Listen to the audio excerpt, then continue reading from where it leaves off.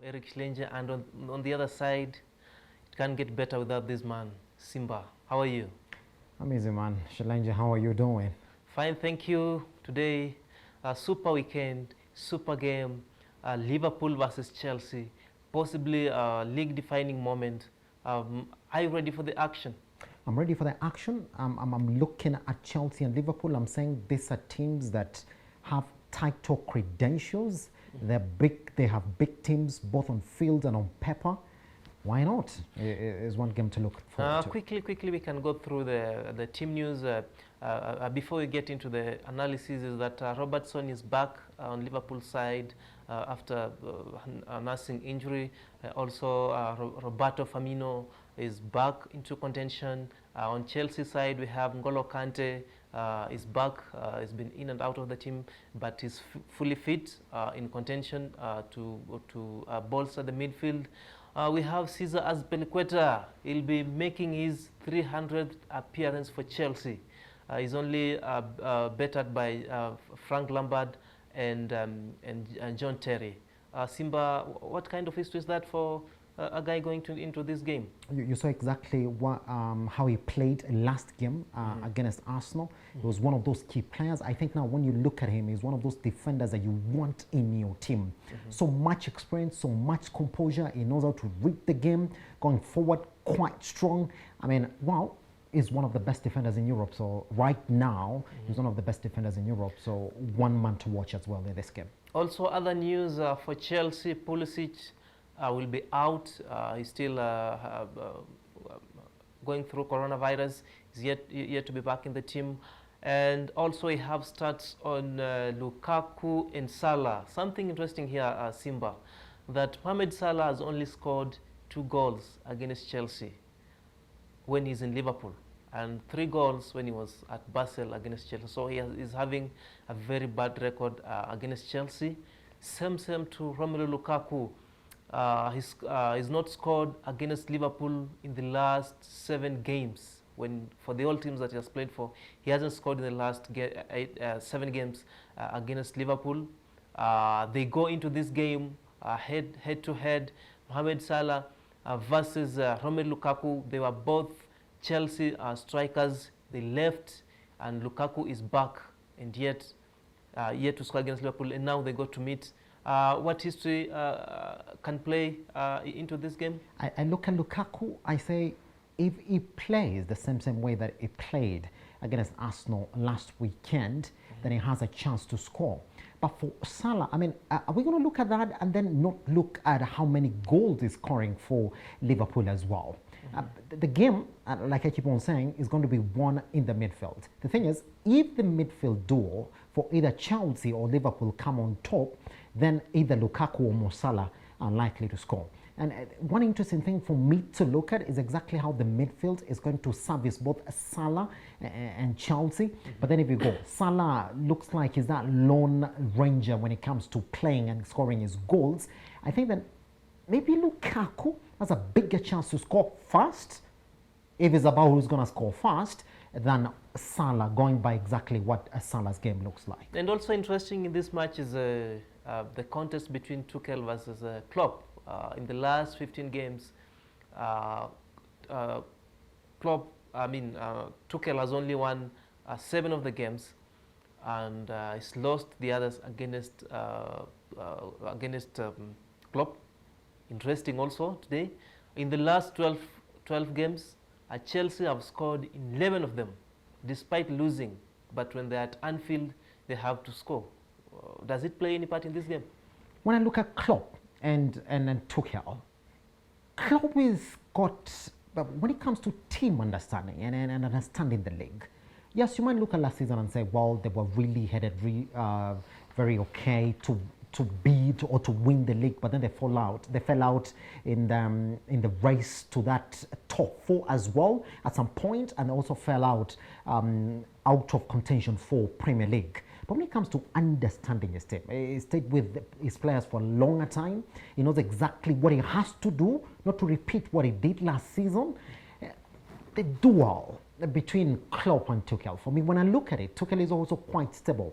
He works with the players very close. You can see exactly the turnaround that is given this Chelsea team from the Frank Lampard era. So when you look at the managers, then you're going to look and say, these are very stable gentlemen, especially when it comes to understanding the game. They got proper experience in winning trophies and actually fighting for teams. Here's the thing. Whoever gives proper instructions, whoever makes sure that the players stick to the game plan is going to come on top. Because when you look at them, there's no much difference really between Tuchel and Klopp. No, it's exactly how they're going to play the other team. Whoever makes sure that he reads the other team's game really good, then it's going to come out on top. I think with those stats, Simba, we have a game, Liverpool versus Chelsea, a big game of the weekend. What do you have for Liverpool? Let's see. Now, if you look at Liverpool, all right, there's been no draw between Liverpool and Chelsea for the last 10 games. Oof. Do you think this time around, when Liverpool when Liverpool plays Chelsea, that again the same start is going to continue, or both teams have really improved in terms of their defensive capabilities? I don't think so. There has to be an outright winner going into this game. So you would say they're free scoring, isn't it? I can't say they're free scoring, yes, but I can say they are efficient. Yes. Both of them. Would you say that when these teams play, they stick to, when you see this kind of score lines, then you will say that both teams stick to their game plans. They don't change it just because they're playing Liverpool or just because you're going to play Chelsea. Yes. I don't think so. What happens actually in these fixtures is that we have massive respect. Every opponent respects the other one. However, they don't fear to play. They don't fear to play. They play their game. Yes. Yeah. All right, let's look at another stat as well. Both teams, they come into this game having 6 points and having won their first 2 games of the season. Do you expect that they are at the same part? Let me just ask you that question. When you look at where Chelsea is on paper and on field, and then you look at Liverpool on paper and on field, would you say that these are the teams that have the same, that have similarities in terms of their weaknesses and strengths?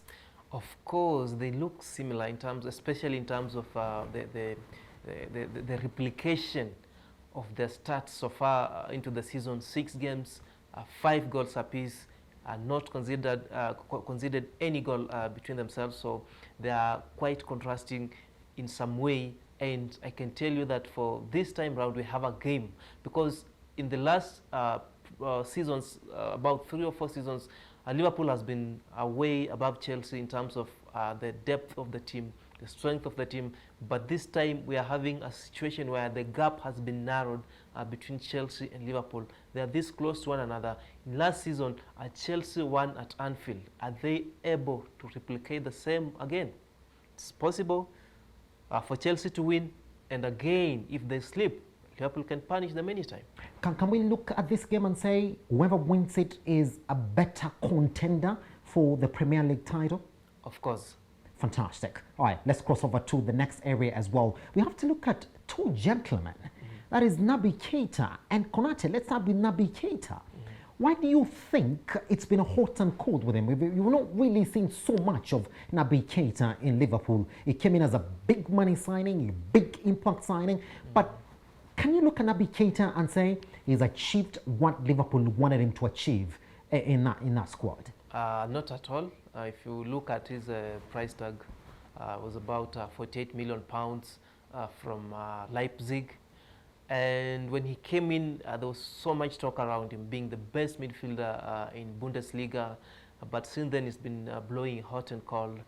He's not had stamped his number into the team. He's been a bit player coming in and going out. He's been actually overshadowed by Anderson, Fabinho and Wijnaldum. So he's at a place where he's trying to find his footing into the Liverpool team. And I think at some point Liverpool might be losing their weight on him to click into the team. It's a good thing that you're talking about that depth, because around that area there's also another player, Konate, who could also come in and take that position in the midfield. Do you expect that we're going to see Konate this season, or Liverpool do have choices of, like we're saying there, that we don't have to really play Konate? Wow, Konate is also going to have a problem. Yes. I think so, because at the moment we have Van Dijk playing very well. The lead of the defense is playing with Matip. There is Joe Gomez, and for sure, trust me, he'll come down in the pecking orders of those senior defenders.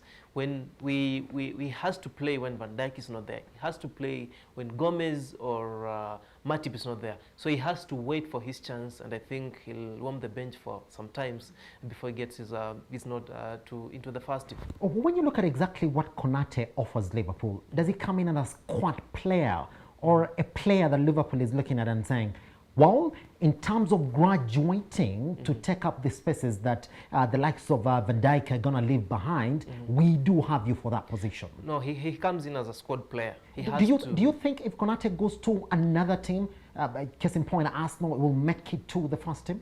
No, at Arsenal, I think at Arsenal, anybody makes it to first. But give it a case, he goes to City, he goes to Chelsea, he goes to United, no chance. All right, let's clear it like this. Thiago came in. We said, wow, Liverpool have made an experienced signing. Somebody who's going to come in and plug into that midfield and give Liverpool the stability, and command play. But then again, Thiago. Wow. I mean, if you look at even how Liverpool are able to replace him with somebody like Elliott, then you ask the question, why did you bring him in then? When Thiago came in, he was really touted to be a good player for Isn't Liverpool. it?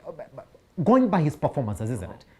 Not even seen as a good player. The first few games that we saw Thiago, we did see the player that Liverpool got, isn't it? Sure. It was Thiago at that time. But I think the settling down into the Premier League has taken a toll of him because he struggled with injuries. He came into a very physical league, if you compare it with La Liga where he came from. So he's been taking time to adapt into the league. And also, remember, in Premier League, there's not much time for a player to settle in. So he looks a bit tired, and I don't think he'll turn up to be the Thiago we expected. Oof, not so good for him. All right, let's do this. Prediction, because that game is coming up. Give me your prediction. And what do you think the game is going to be won? The game has to be won in the midfield. Whoever is able to lock the midfield is able to carry the day. And I feel like Chelsea have the edge at the moment. Are you saying that because you know that you belong? No. I'm having a point yes. Whereby Chelsea have two best midfielders in the Premier League. I mean, in the UEFA. Liverpool could say the same thing. No, they can't say so because... If you look at Liverpool, the midfield, I mean, you could come in and say, well, at Liverpool, let's give you N'Golo Kante. You could actually give us somebody like Firmino as a forward to come in and plug into Chelsea.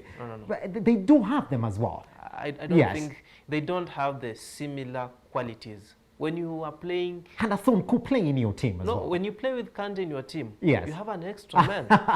Yeah? All right. And remember, now this is Kante who is now having a title as the best midfield in Europe.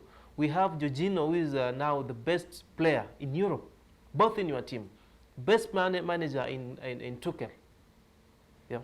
All right. Give me your prediction. My prediction is 1-0 for Chelsea. 1-0 for Chelsea. This is my prediction. Lukaku is in. If he cannot play the way he played against Arsenal, hold the ball and then distribute it, then I think that indeed Chelsea have some little edge over Liverpool. But again, not saying, I think Liverpool have that stability. They've not brought in so many players. They're not relying on exactly one player. They have players who wants to prove that they can actually have that starting point. Case in point, the likes of Elliott, the likes of Thiago. Guess what? This time around, I want to give it to Liverpool.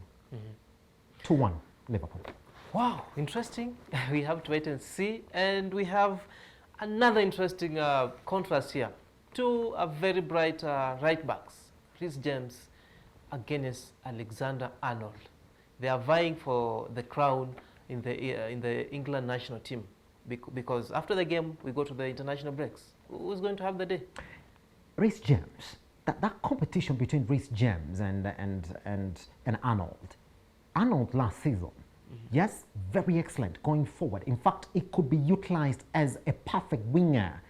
But then again, his defensive abilities, way bad. I mean, it was just lucky that he got injured towards the end of last season. That's why, for him, he could have gone to the Euros and then performed decimally as well. Probably even Liverpool could have thought twice about having to give him those starting positions that we're seeing him actually get right now. But then again, you look at Reece James. His motivation is to prove that indeed he's got the ability, the speed and creativity, and you saw the way he played against Arsenal, to get a starting point over Arnold in the national team. So here's the thing though, but when you look at those two players, same capabilities, same style of play. I think whoever performs good in their club, case in point, Reece James, he's been getting those starting positions. I think he's got an edge over Arnold, because then Arnold, if you play the way that you played towards the end of last season, I mean, even Liverpool fans were turning up against them, then indeed you're going to miss out that position. So Simba, the big question here is, can Lukaku get past Van Dijk and finally score against Liverpool? No. Here's the thing. Van Dijk knows that today, when we're going to play that game, I'm going to challenge Lukaku. The way Lukaku bullied Arsenal, case in point, Pablo Mari, I do not expect the same thing is going to happen against Liverpool. Van Dijk is going to put him in his pocket. Even they know very well that Lukaku is there to distribute the balls if he's not going to score. And the only man to stop him is Van Dijk. And you can actually just say, Van Dijk, look, your man is Lukaku, kill him off, and then we're good to go. Fantastic. That is Simba Charles, and we shall be with him again after the game. We shall be with you to give you the analysis. We want to see who got it wrong and who got it right here on Top 4. We'll see you after the game. My name is Eric Shilenge. Subscribe.